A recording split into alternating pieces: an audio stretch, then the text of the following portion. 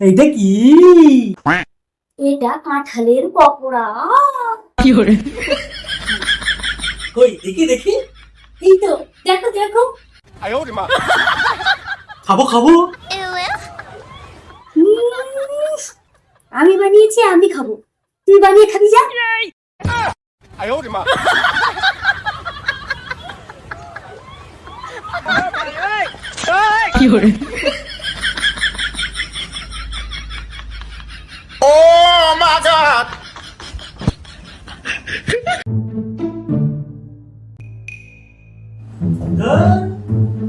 তোমার কোনো কাজ নেই?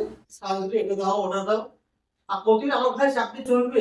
তোমার চাহিদা মেটাতে তুমি শেষ হয়ে গেলাম। নিজের পায়ে দাঁড়াতে শেখো। ওরে মারুন্দেশা, চোখে কি কম দেখো? আমি তো নিজের পায়ে দাঁড়িয়ে আছি নাকি?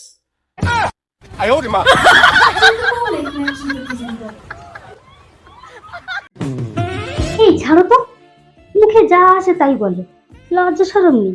ও বৌদি, দাদা কি এমন বললো? তুমি এত রেগে যাচ্ছ কেন? কি বলছে জানো? ও বলছে আমার সঙ্গে যুদ্ধ করো। আচ্ছা তুমি বলো ভাই, একটা মেয়ে একটা ছেলের সঙ্গে কোনোদিন যুদ্ধ করে? ছি। ছি ছি।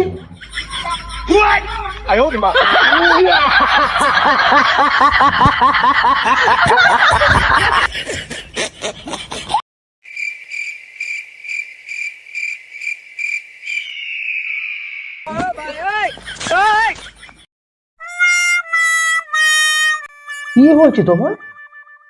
আচ্ছা, আগের ঋষিমুনিরা সাধনা করে বর পেত, এখন একটা মেয়ে একটা ছেলেকে বিয়ে করলে বর পায়।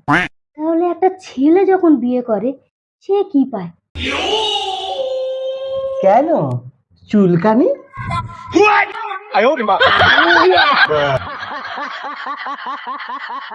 চুপ করো, যত সব চুলকানি।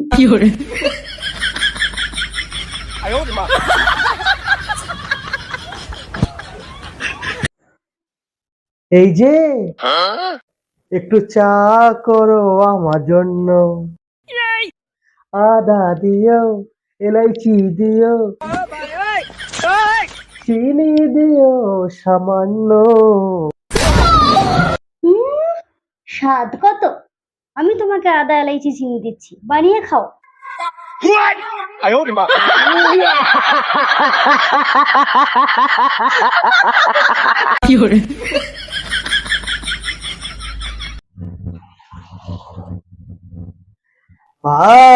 তুই সুন্দর কফি করেছো তো।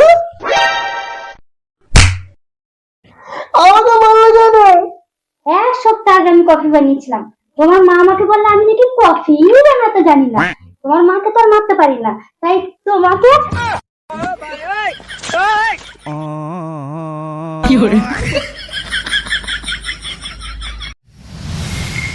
এই দাঁড়াও তো, তোমার সঙ্গে আমার কথা আছে।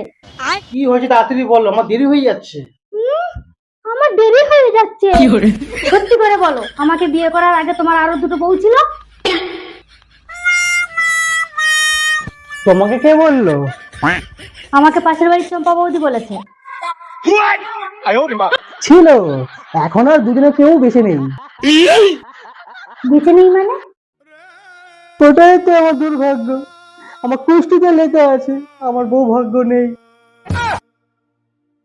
তার মানে এরপর আমি?